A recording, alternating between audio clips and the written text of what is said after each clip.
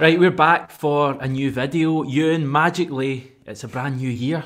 We're in the year 2021. We're recording this from the past. We've got into our TARDIS, and this is currently 2020. You won't know the answer to this, but I assume, viewer, that the world's back to normal. Everything's been sorted. 2020, the year from hell, is over.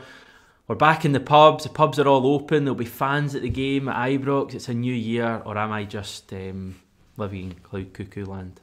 Yeah, no, I mean, I've looked into the future, and I'm actually, by the time you watch this, I'll be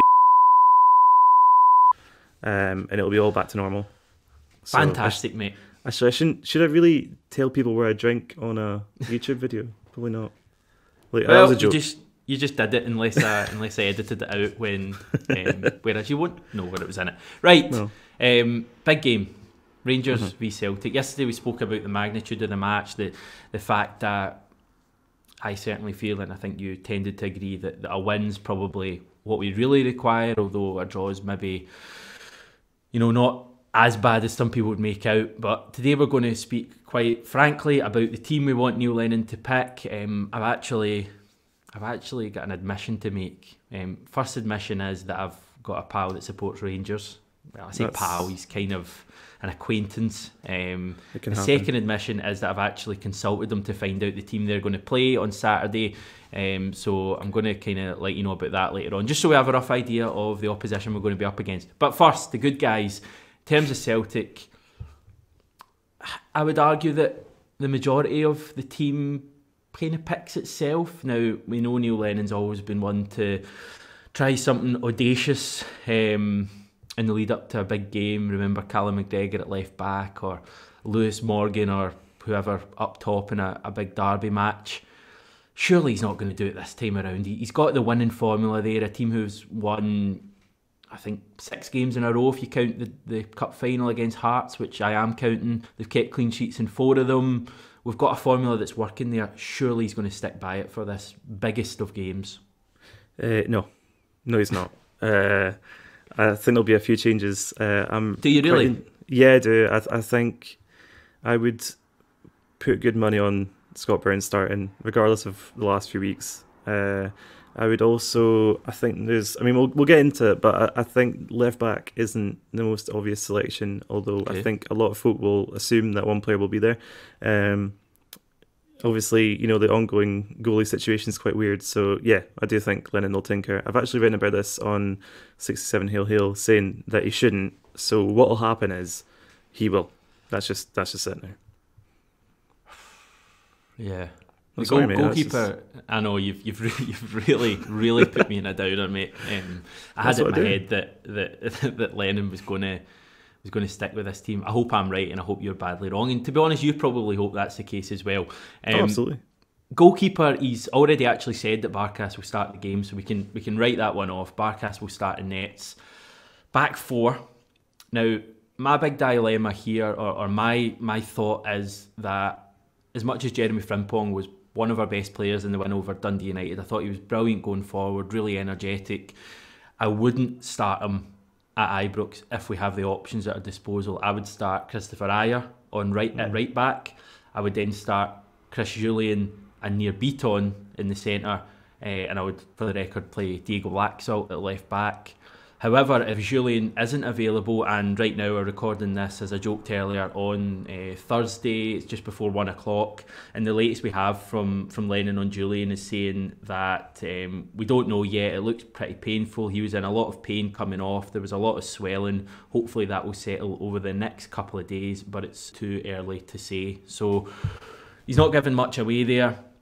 You always hope with Jullien that when you see him crumpled on the ground lying around it's not quite as bad as it maybe would be for other players. I'm not saying that he's a weakling or anything like that, but he does tend to maybe milk things. However, saying that, I did look sore yesterday. So basically, I think if Jullien's available, I would start Jullien and Beaton in the centre. I would move Ayer to right back, and I'd consign Frimpong to the bench.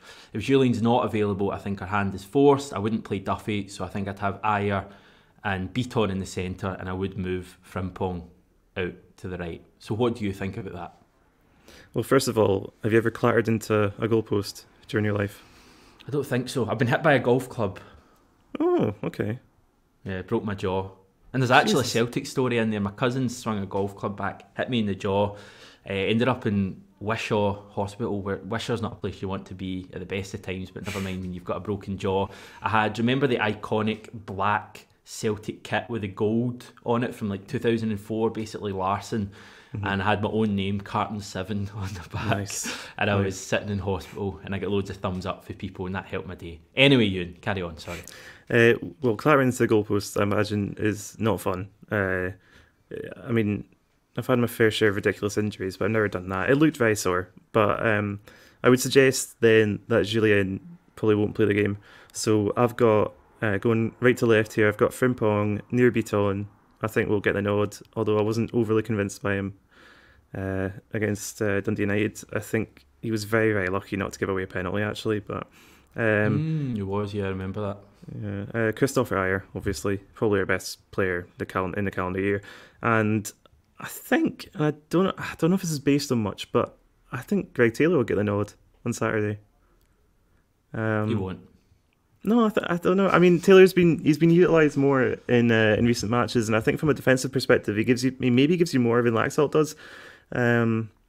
Now, a lot will depend on what formation Lennon wants to use. You'd hope he'd stick with the diamond in the middle and have sort of overlapping fullbacks. So I suppose, Laxalt and Frimpong are best for that. But I don't know. I've just got a feeling that Greg Taylor might start this game because, for a number of reasons. You could go into the whole, Greg Taylor, he knows the city, he knows the derby, all this stuff. You could go from that angle, but also I think, given that whoever we play left back is going to be against Tavernier. Greg Taylor's probably more proficient in the tackle than Diego Laxalt is. So I think maybe from a pragmatic point of view, Greg Taylor might get a nod. That could be nonsense. And isn't it? I say could be nonsense, to be honest. But yeah, that's my back four. I think Laxalt will start. You're right, Taylor's been coming in and out. He played against Hamilton. He played another game kind of recently. I realise you can look at the fact that Taylor didn't play yesterday, and you can do the same with Scott Brown, and you can look at that as a reason for them being fresher to play on Saturday. I think basically it'll be pretty much the same team that played on Wednesday. I think he wanted them having those minutes in the leg. The game was moved forward. There's a little bit longer between the two fixtures. I think Lennon prefers Laxalt. I think we saw that when he threw him in against Rangers the first time. I think Laxalt's actually started more derbies against Rangers, which is one against Rangers, than Taylor, which is one. I don't think Taylor started any. I just think it'll be Laxalt, but I take your point on board. What about right back? Yeah, it's got to be Frimpong for me. His Really? defensive, Wow. yeah, his defensive output over the last couple of games has been really good. I think he'd 4 tackles against Dundee United, which for him is amazing, and that obviously that put him top ranking for. I think Ayer's a kind of more steady option to deal with, like Barisic or Kent than Frimpong. I mean, yeah, you could make the argument, but I do think Frimpong versus Kent is a really good battle in the Dutchman's favour. I think Frimpong has the pace to deal with, following Kent around all game if that's the nature of the game, and Rangers have the lion's share of possession. But I think Frimpong's really improved on the defensive side of his game over the last few matches, and if you're picking on form, I would pick Frimpong. But I can absolutely see the argument for Ayer at right back as well. He's been good when he's filled in there, but I just think because of personnel, I think Ayer will probably be preferred to stay in the middle alongside probably one of Beaton or Shane Duffy or Stephen Welsh. Do you remember Stephen Welsh?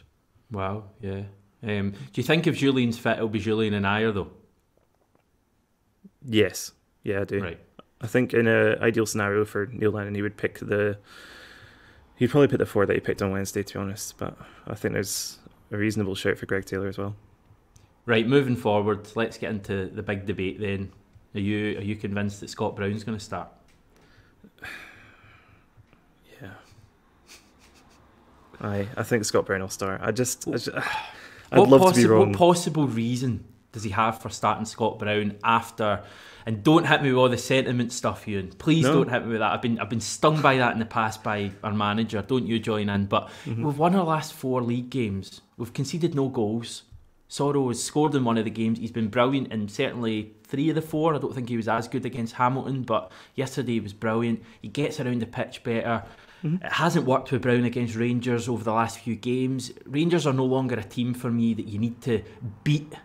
You need to get the better of in the midfield in terms of crunching tackles. For me, they're a team now you need to match physically, because you look at their midfield, and we will come on to them, but you've got players like Kamara, and usually you've got players like Jack and Aribo who really get around the park, and Davis as well to an extent. I think we need players who can do that, and Brown for me can't do that anymore. That's why I would start Soro.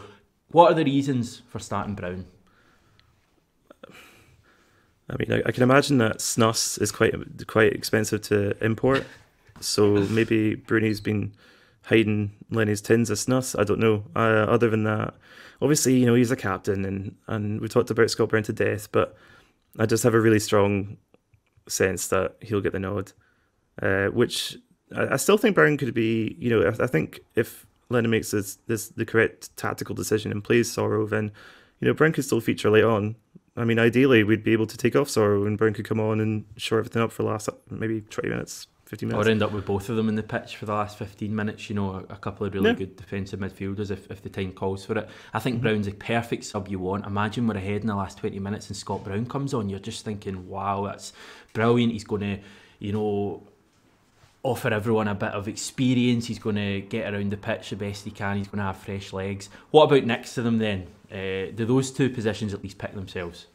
Oh, yeah, absolutely. I think, the other three in the midfield are pretty much, they put themselves. So you've got David Turnbull. Lennon's pretty much all but said that Turnbull, there's no reason to drop him. He's been scoring goals, he's been assisting goals, he's been a complete live wire.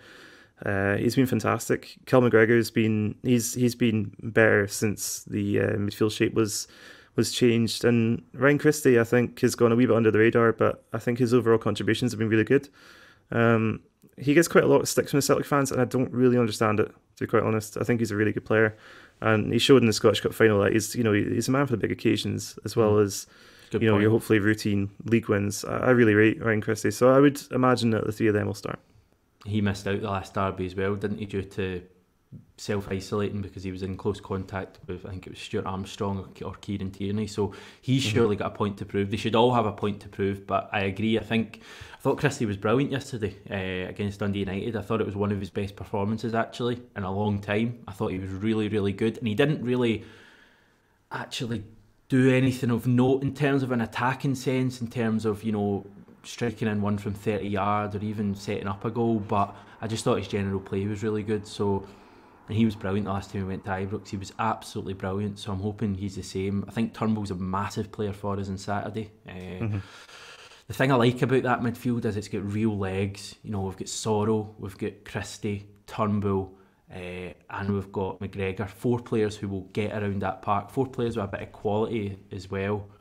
So I think that's a good midfield. And then obviously the big, I don't even know if it's a debate anymore. Please tell me you've got Edward and Griffiths up top.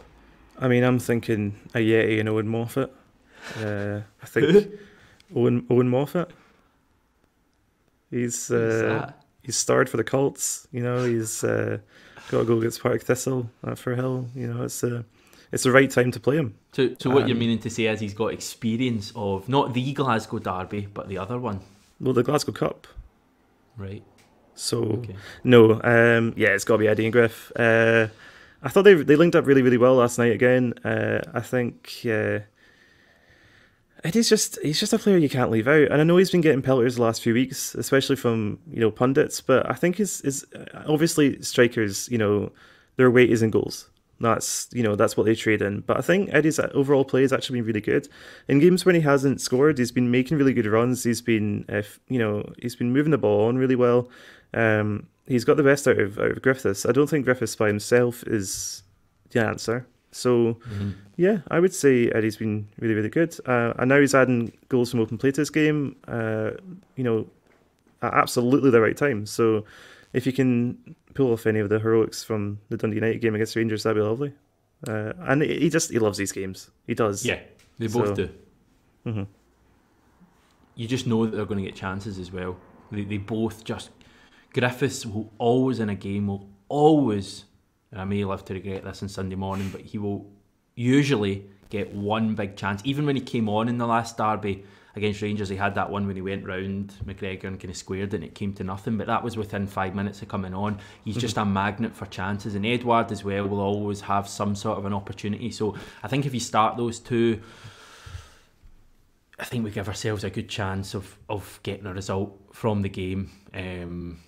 I think you're right. I think they're starting to, build some sort of partnership again, akin to what we saw at the start of the year. So hopefully it can continue. And there's all the chat's been about this brilliant Rangers defence. It's conceded 5 goals all league season or whatever it is now, but have they faced I know the answer to this. They've not faced a strike force as good as Edouard and Griffiths. You've got to remember last time we played them, it was Klimala with El Yunusi off him that started. Now, immediately, if we start Griffiths and Edouard on Saturday, we've given ourselves a big head start from that previous game in October. So that's why I would do that. What have you got to lose from doing it? It's a game we have to win. We've tried a few other things. We've tried 3-5-2 against Rangers. We've tried, the 4-2-3-1. I think, and it hasn't worked in the last 3 games. They've run over the top of us. I think we need to give them something to think about in the final third, because as much as they've kept all those clean sheets, Goldson I think is an improved player. Helander, not so sure about him. He certainly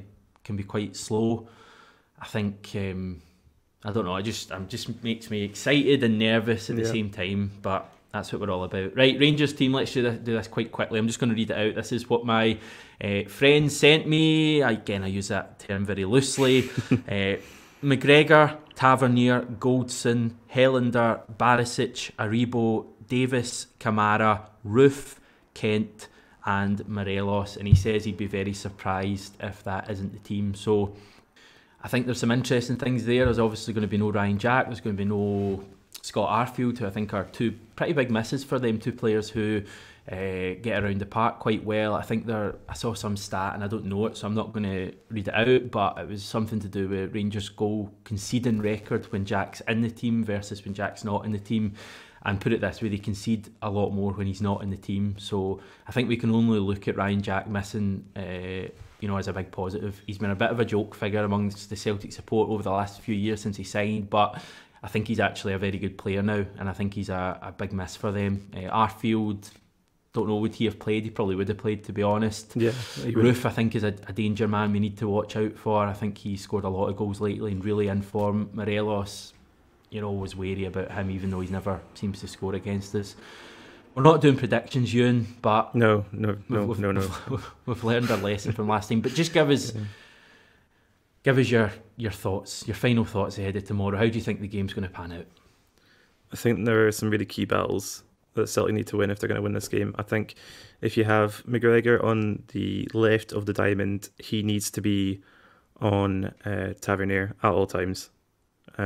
We need to avoid giving away silly fouls, because that was what did us last time. And if you look at how many chances Celtic have created in the last 5 or 6 games compared to October, November, the shape is just completely revitalised Celtic. So this is the acid test, and I really, really hope that Lenny doesn't change too much from what's worked the last few games, because I think Celtic are in for a really good shout of winning this game, especially with Arfield and Jack missing.